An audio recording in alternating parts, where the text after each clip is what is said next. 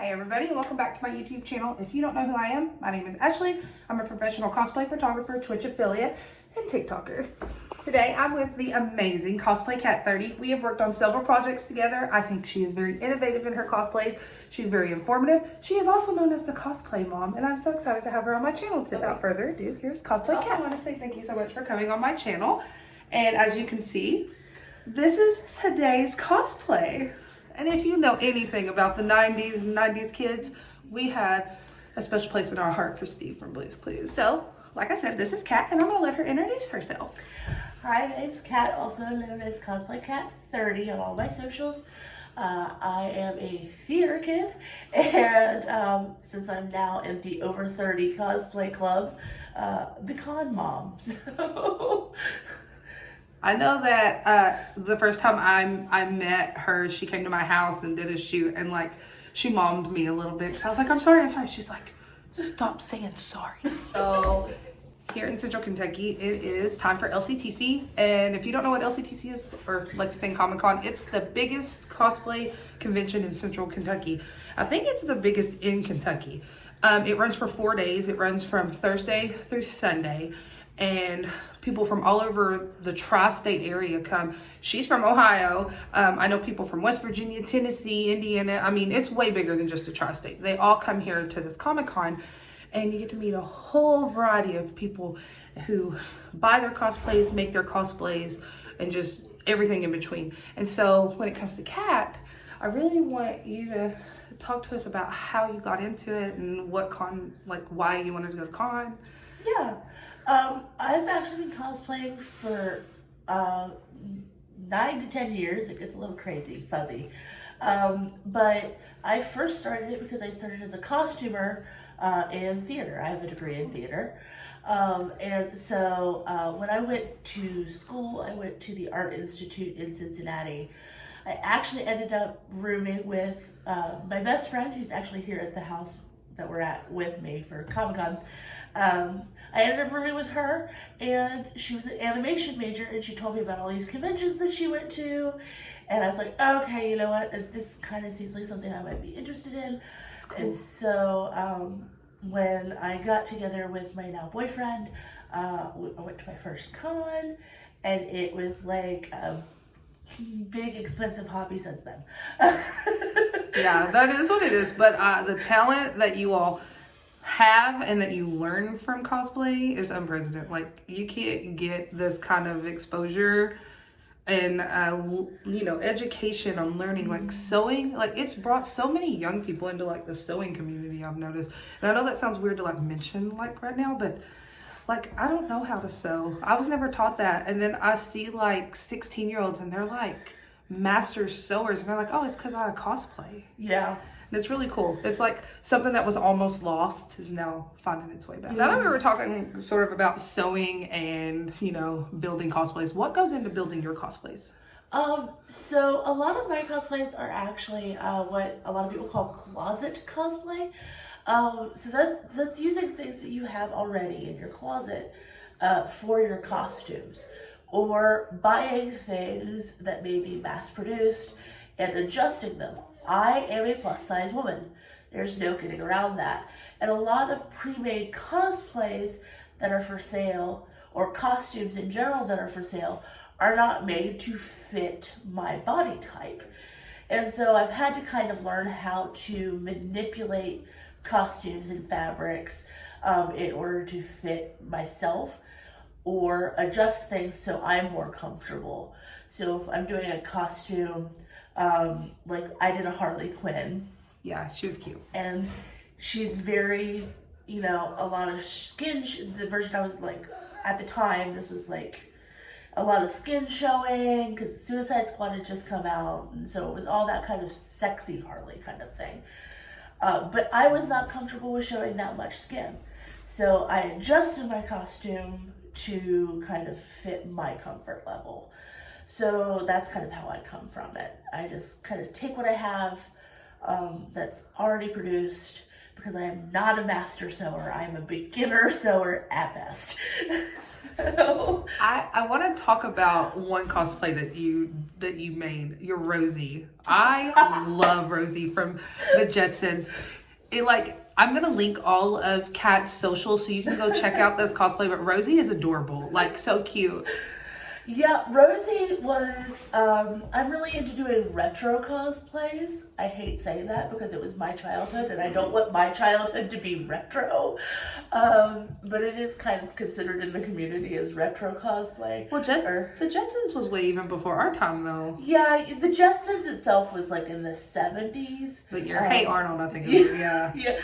So I like to call it nostalgia cosplay. So I do a bunch of stuff from the 90s, early 2000s, late 80s.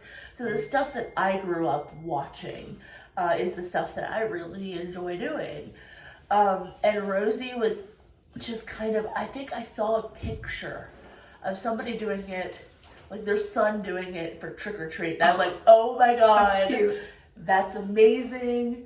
I've got to do that. And I didn't know how. And Rosie was made with foam board, cardboard, a curtain from the Dollar Tree, and a prayer.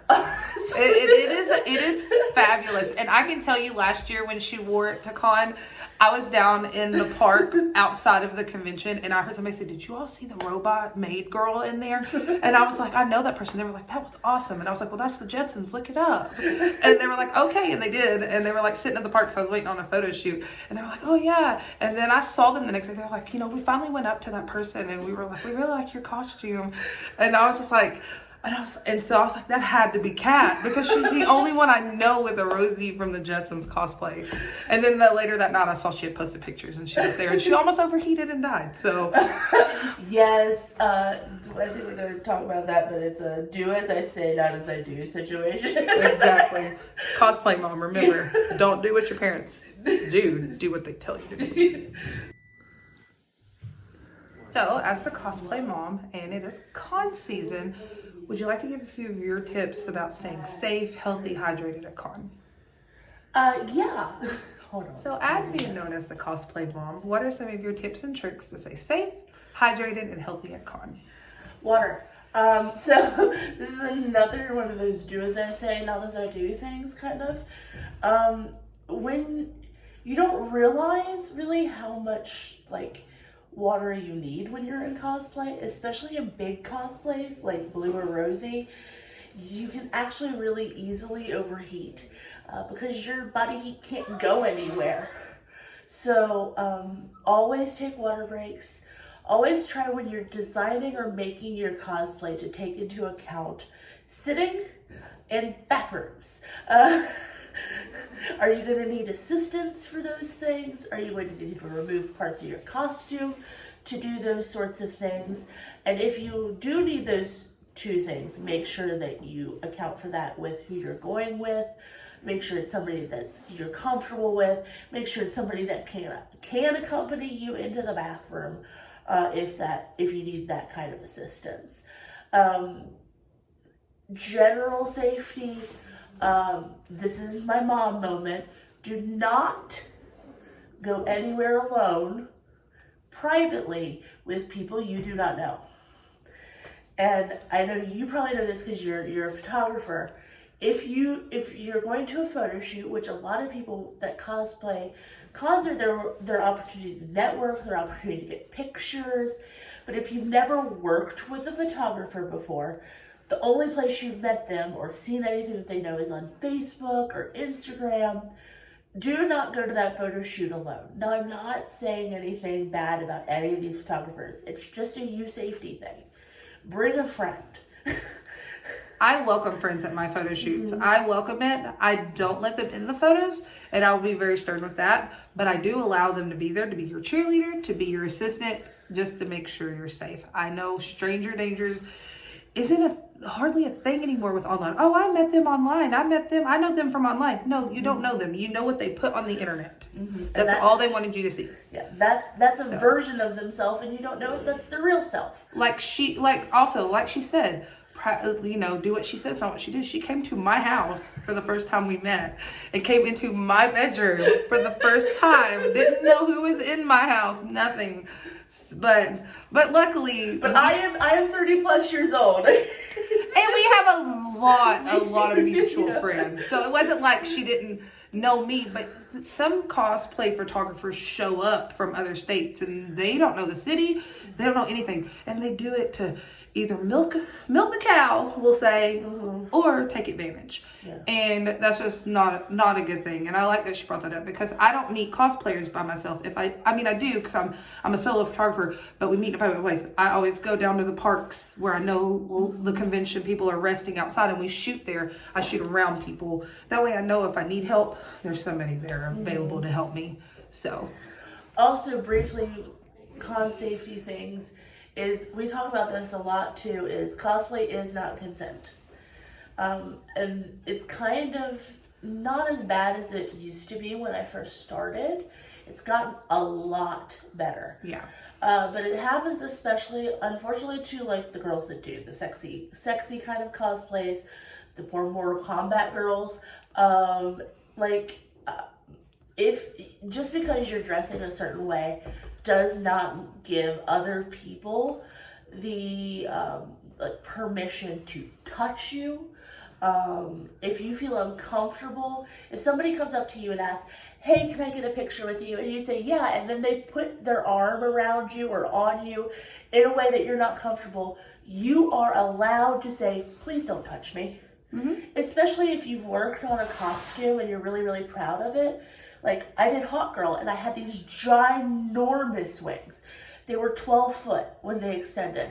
I didn't want people putting their arms on me. A, because they were freaking heavy. And I didn't want anybody pushing down on them, because it was all resting on my shoulders.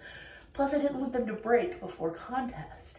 Yeah. And so you are perfectly allowed to say, sure, we can have a photo, just don't touch my wings, don't touch my bodysuit. And if they don't respect that boundary, you are allowed to say, you know what, never mind. Yeah. And walk away. Yeah. And if they say anything rude to you, that just keep walking. Don't engage any further. I have gotten into a habit, and I think it's a really good habit to try to get into, is to ask permission. Like, especially as a photographer, I'm like, is it okay if I touch you? Is it okay if I move you? Mm-hmm. It's okay to ask, and it's okay. And if they say no, be like, okay, well, can you, then redirect. Be like, well, can I do this, or can you do that? That's how I like to work my shoots. Like, if somebody is, because I've had people say, no, I don't really like to be touched. I don't like to really be touched. Like, if I don't know you. Mm-hmm. Like, Kat can touch me all she wants to, but like, if we are a photographer, like, I'm meeting a cosplayer later today for the first time, and I know she's worked with our mutual friend Kiki Galaxy cosplay photography. But I've never met her, and I probably won't be comfortable with her like touching me or hugging me at first. But when we came through the door, I hugged her immediately, because it's a boundary, and you're allowed to say no, and you're also allowed to tell your photographer not to touch you. And I know that may sound weird because they're trying to pose you, but if you're uncomfortable with it, you're uncomfortable with it. So. And if you're ever in a situation at a convention when you feel uncomfortable, please contact convention security. Sorry, that's our breakfast timer going off. Please contact security or convention staff, because it could be a situation that it's not their first time making somebody uncomfortable, and the people that run need to know that information. And especially if you feel yourself in danger. I have been the person that this has happened to before, and I know I am this person. If you ever see me at a convention and you do not feel safe, you just come up to me and go, oh my gosh, I haven't seen you in so long. How's your mom? And I don't know that person from Adam and Eve, but they are now my friend from high school that I haven't seen in 3 years, and we're going to catch up, and I'm going to get them out of that situation. Right. Exactly. That was good. The next thing I would like to ask you about is, do you have any tips for people who want to start cosplay that necessarily don't know where to begin? Just try it. As weird as that says, you kind of almost have to jump in kind of feet first with this sort of thing. And when you start to plan, and you should plan, because this can get very expensive very quickly. Like, make sure that you take into account your budget, like we talked about earlier, your comfort level when you do your cosplays. But most importantly, have fun.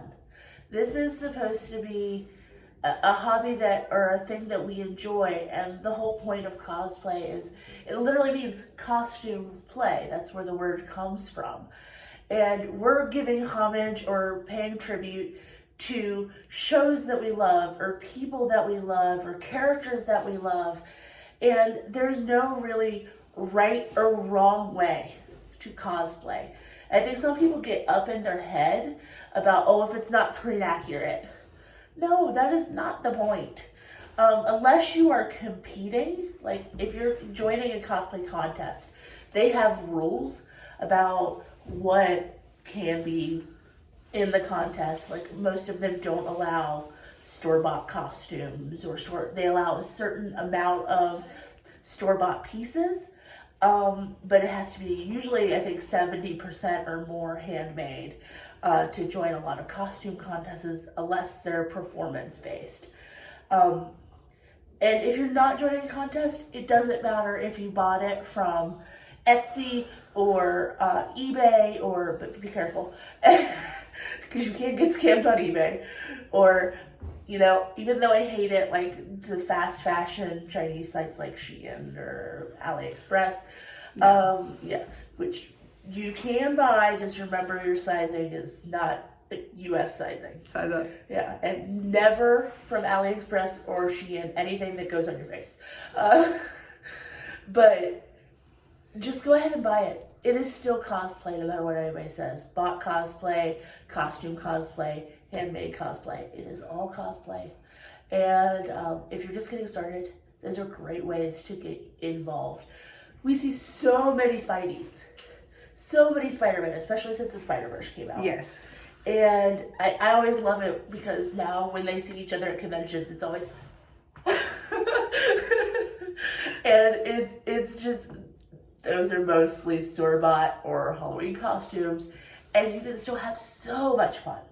And it's about enjoying yourself in the costume or as the character that you related with.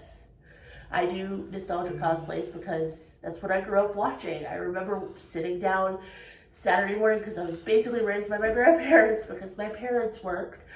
And that's what we would do every Saturday morning, is we would sit down and watch Saturday morning cartoons with my Cheerios. And so that's what I do. What I do is to get that feeling back of Saturday morning cartoons. That's awesome. The last thing I wanted to talk to you about, because I get a lot of it on TikTok, and I'm sure you do too. Yeah. I'm sure, I mean, everybody does. I've seen everybody, but the hate comments, the hate, you know, just the hate that comes with cosplay in general. It doesn't matter your size, your look, you know, your race, like hate comes with it. How do you handle it? So we actually we have a panel about this that I'm going to be live streaming on Sunday, that our friend Jen from Shadow Bright Creations is hosting at LexCon this year. And it's called Cosplay Positivity. And it's about mental health, and we talk about social media and everything like that. And in that panel, we talk about how to deal with the haters, because we live in a social media age. Obviously, you're watching this on the internet, right? We live in an internet age, and being behind a screen gives some people kind of that like veil of, oh, they don't know who I am, so I can say whatever the heck I want.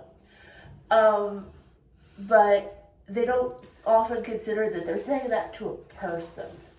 Like, we're not just an image on the screen. We're actual people who have actual feelings, and they actually get hurt. Yeah. So a lot of times, and it takes time, is to not internalize that. You know, if they are not personally involved in your life, if they're not financing you, if they're not feeding you, you know, if they're not with you in any sort of way, then their opinion doesn't really matter. At the end of the day, the only real opinion that matters is your opinion. And I always go back to something that my grandma said. My grandma Nancy, my dad's mom. She was a firecracker. She was an old school lady she had it rough, right? Yeah. She was orphaned when she was really, really young. And she helped raise her sisters in a group home. She got married when she was 15. My grandma had seen some stuff. And I'd always been bullied in school. Always. And I was really upset one day when we were visiting because some of the kids in school had said some really mean things to me. And this was before my mom and my dad actually moved me schools because of the bullying. And she's like, Katie did, that was she called me Katie did. She's like, Katie did, I'm going to tell you something that my mama told me. I was like, okay. And she goes, you know what? Opinions are kind of like buttholes. They got one. Everybody's has one, but you only need to be concerned with your own. That's funny. And if everybody just goes around showing theirs, that sounds like a them problem. I think I was maybe 10 at the time. That's good advice to have. And it's kind of stuck with me the whole entire journey. And I'm kind of just, you know what? Them having that amount of hate and anger in them sounds like a them needing therapy issue. Exactly. Exactly. Like, I am so sorry that my plus size women's body offends you so much. Yes, I would love to be able to go to the gym and lose 500 pounds, but guess what? I can't because I have medical conditions that restrict that possibility. People are I just feel like when you were talking about the veil, I feel like they think because we posted on the internet, we have that veil too. I really don't think these people who comment these horrible things like vomit emojis or telling you you're obese or telling you that you're not the right color, that cosplay should be a white girl doing it, not a black girl. I just think these people think, oh, well, they're not going to care. They posted it on the internet. Like, why do they care? At the end of the day, words hurt. Yeah. And I'm really good at brushing things off. I could care less. And I know that sounds like cliche of what we're trying to talk about. But what if you got somebody who isn't as, doesn't have like what I have that can just let it bounce off and go. Like, what if you have somebody who is just going through something and you say the right thing and it's over for them? Like, it's over. You've killed their dreams of being a cosplayer. You've completely demolished any self-confidence that they've had left, all because you're like, oh, it's the internet. I'm just going to put this vomit emoji on here and move on with my day because I'll never see them again. They'll block me and go on. Yeah. It's like we talked about when we were talking about, you know, being safe and not going and meeting people that you meet. It's the same thing. You do not know what that person on the other side of the screen is going through because you can kind of put on a facade when you do videos, or if you do like long form videos like this or TikTok. They don't know what you're going through mentally. They don't because it's okay for you not, please, dear Lord, you do not have to share everything that you're going through online, and I encourage you not to. Keep some things for yourself, and it's really nobody's business what you're going through personally online. No. But the people that comment these things don't know what you're going through. You know, I got some really bad hate on a video literally the week that my stepfather died. And I stopped doing TikToks for like 2-3 months. Yeah. Because I couldn't bring myself to film. And her TikToks are so good. They're so cute, so good. I've duetted one and like people just... and bouncing off this, like, you don't know what they're going through. And we know we don't know what you're going through to leave the hate. And so we need to have like this, there needs to be like a coming together. Like, just let people exist. And not worry about what they're doing. Yeah. If you don't like it, you got a finger. Whoop, scroll on. Scroll. You don't have to watch. Thank you for your views. Yeah, thank you for the engagement, because all you're doing is pushing my content out. But at the same time, it does kind of hurt. But And I hate that the answer is time. Yeah. But that kind of is. The answer is, it is going to take time. And if you ever feel like they're getting to you, do not ever feel ashamed to ask for help or to see, you know, even if it's a friend, but if it's professional help, there's nothing wrong with that. Yeah. With talking about how it's affecting you mentally, sometimes even how those comments are affecting you physically. Because you don't know what somebody's going to say that's going to like trigger something in you. Exactly. Also, don't be afraid to turn your comments off. It's okay. Mm-hmm. It's okay. I've limited my comments on TikTok for now because one night I just had a hate raid. I've had hate raids on Twitch. The Twitch ones don't really bother me. They kind of make me laugh because like they just jump in my chat and they're like pig, fat, cow, you know, just stuff like that. And they said I'm 5. But I'm to the age and to the point where it's taken me a while to get here. So if you're one of them people who are on Twitch or on TikTok, limit your comments to your followers only. Mm-hmm. Limit your comments to your mutuals only. Or turn them off altogether. It's okay. You don't have to have them on. You don't need the comments. You don't need the validation. If you posted it, you already know that you like what you posted. Mm-hmm. Or you wouldn't have posted it to begin with. So you don't need strangers' validation on your work. Your work is valid. Your work is good. Mm-hmm. So. Also, please do not measure your success or how good your things are by how many likes you get, how many clicks you get. That has no correlation to anything. And do not measure your self-worth by those things, because you are so much better than that, and that is the end of the bomb now. Exactly. Thanks, Mom. I'd like to thank CosplayKat30 for coming on to my YouTube channel today. That's the end of this video. I feel like we hit some really good topics. Feel free to share, subscribe, hit the like button, comment below. If you have any questions that you'd like to ask us in the comments, go ahead and ask in the comments. I'll send them to her and she can answer them. I can answer them and we can go from there. My name is Ashley. I am a professional cosplay photographer, Twitch affiliate, and YouTuber, and we will see you later. Bye. Watch her. Thank you.